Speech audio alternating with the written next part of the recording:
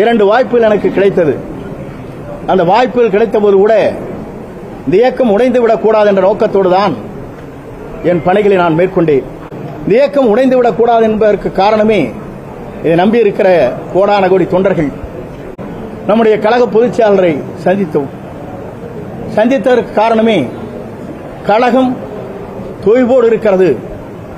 தேர்தல் களத்திலே நாம் எவ்வளவு யூகத்தை வகுத்தாலும் வெற்றி வாகை சூட முடியவில்லை.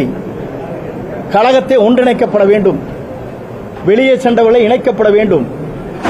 அதே நேரத்தில் மக்கள் என்ன நினைக்கிறார்களோ அதை நாம் நிறைவேற்ற வேண்டும் என்ற முறையிலே அன்றைக்கு அண்ணன் நத்தம் விஸ்வநாதன், சகோதரர் SP வேலுமணி, சகோதரர் தங்கமணி, சகோதரர் அன்பழகன், சகோதரர் CV சண்முகம், நாங்கள் 6 பேரும் அவரை சந்தித்தோம்.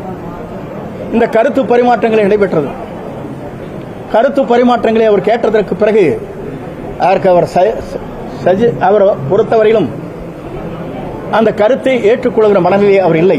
மறப்போம், மன்னிப்போம், வெளியே சென்றவளை நாம் அரவணைத்தால் மட்டும்தான் இந்த தேர்தல் களத்தில் நாம் வெற்றி பெற முடியுமே தவிர, இது நம்முடைய தலைவர்கள் நமக்கு கற்றுத்தந்திருக்கிற பாடம். வெளியே சென்றவளை நாம் அரவணைக்க வேண்டும். வெளியே சென்றவர்களுக்கு சென்றவள் வேண்டுகோளை அதைத்தான் வைக்கிறார். நான் ஒன்றே உங்களிடத்தை சொல்ல விரும்புகிறேன். அவர் வைக்கின்ற வேண்டுகோள் எந்த கண்டிஷனும் இல்லை. எங்களை ஏற்றுக்கொள்ளுங்கள், உங்களோடு இணைந்து பணியாற்றுகிறேன், நாட்டு மக்கள் நலன் கருதி, தொண்டர்கள் நலன் கருதி நாங்கள் எந்த தியாகத்தையும் செய்ய தயாராக இருக்கிறோம் என்று பல்வேறு மேடையிலும் கடிதங்கள் மூலமாகவும் அவர் நமக்கு கொடுத்துக் கொண்டே இருக்கிறார். அப்படி கொடுத்துக் கொண்டிருக்கிற போது எல்லோரும் என்ன செய்வது என்று நாம் தவித்துக் கொண்டிருக்கிறோம். யார் இதை பற்றி சொல்வது என்ற நிலையிலேதான் இன்று மனம் திறந்து பேசுகிறேன் என்று இங்கே உங்களிடத்திலே நான் சந்தித்துக் கொண்டிருக்கிறேன்.